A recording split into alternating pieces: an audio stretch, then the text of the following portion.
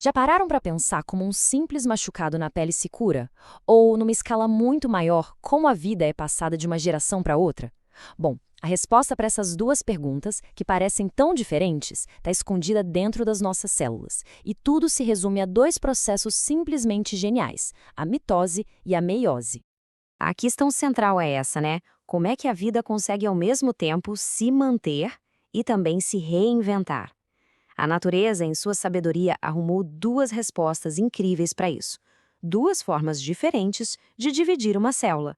E é exatamente isso que a gente vai explorar agora.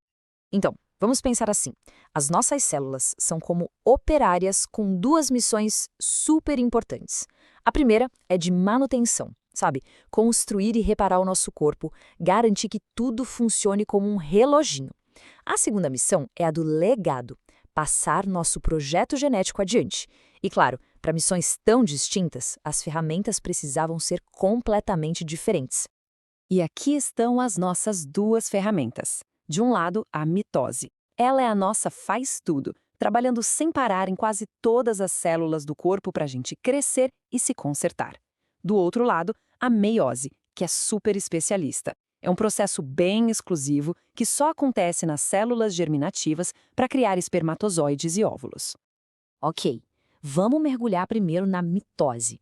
Aqui, o nome do jogo é precisão, é consistência. É o jeito que o corpo encontrou de criar cópias exatinhas das células. Pensa na mitose como a equipe de manutenção incansável do corpo. Ela está lá trabalhando em todas as células somáticas, que são basicamente todas as células que não são as reprodutivas. É a mitose que faz a gente crescer, que fecha um corte na pele, que substitui as células velhas que morrem todo dia. E o mais importante, ela sempre garante que a nova célula seja um clone perfeito da original. Se for para guardar uma analogia simples, é essa aqui. A mitose pega uma célula e faz duas cópias idênticas. Ponto. Sem alterações, sem surpresas. Apenas uma duplicação fiel e perfeita. E esse processo é como uma dança, sabe? Uma coreografia perfeita. Primeiro, na prófase, o DNA se enrola todo, vira aqueles cromossomos que a gente conhece dos livros, como se estivesse arrumando as malas. Depois, na metáfase, todo mundo se alinha bem no meio da célula para garantir uma divisão justa. Aí vem a anáfase e as cópias idênticas, as cromátides irmãs, são puxadas para lados opostos. E, finalmente, na telófase, a célula se parte em duas. E pronto, temos duas novas células, cada uma com seu manual de instruções genético completinho, idêntico ao original. Agora, vamos virar a chave. Vamos para a meiose. Aqui, o objetivo não é clonar, de jeito nenhum. O objetivo é a variedade. É aqui que a vida literalmente embaralha o baralho genético. Diferente da mitose, que está por todo o corpo, a meiose é um evento VIP. Só acontece nas gônadas e a única missão dela é produzir gametas. E aqui vem a grande virada da história. O objetivo não é criar clones, é criar variedade, o que resulta em 4 células únicas, cada uma com exatamente metade do DNA da célula original. E isso é fundamental. E aqui está um ingrediente secreto que torna a meiose tão especial, o famoso crossing over.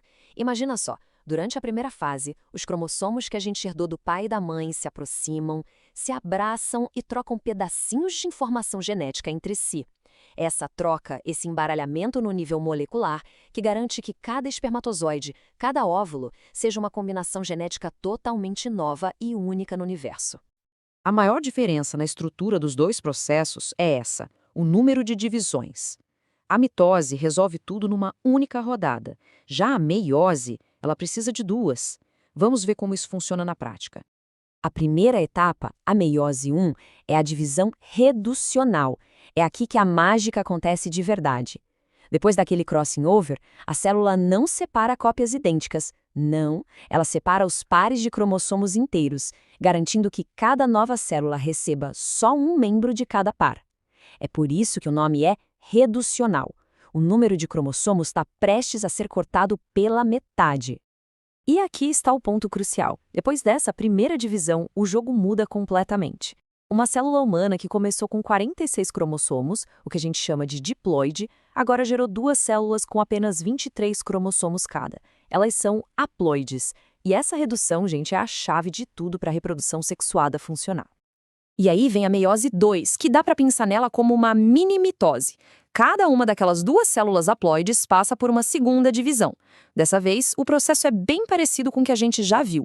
As cromátides irmãs são separadas. E o gran finale? Aquela única célula inicial se transformou em 4 células haploides, cada uma com uma combinação genética que nunca, jamais existiu antes. Então, vamos juntar as peças. De um lado, um processo que valoriza a uniformidade, a cópia fiel.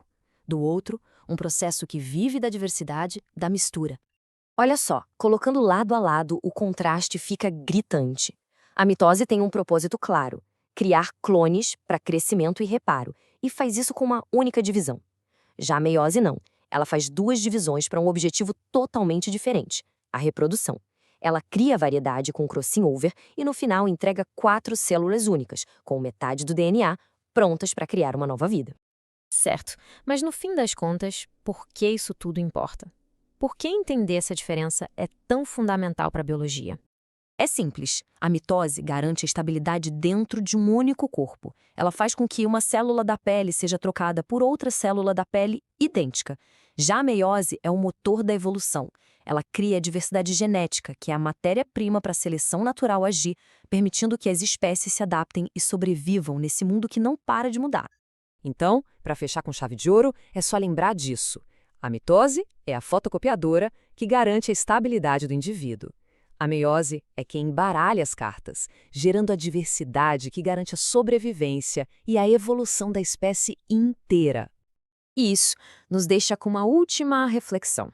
O que é mais importante? A consistência que nos constrói tijolo por tijolo ou a variedade que garante o futuro da nossa espécie? A verdade é que a vida, na sua genialidade, precisa dos dois. São os dois lados da mesma moeda extraordinária que é a existência.